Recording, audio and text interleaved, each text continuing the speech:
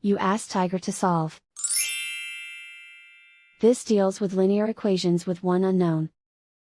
The final result is x equals -9. Let's solve it step by step.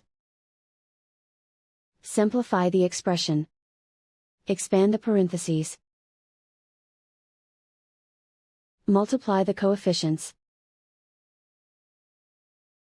Simplify the arithmetic. Group like terms. Combine like terms. Group all constants on the right side of the equation. Subtract 7 from both sides. Simplify the arithmetic.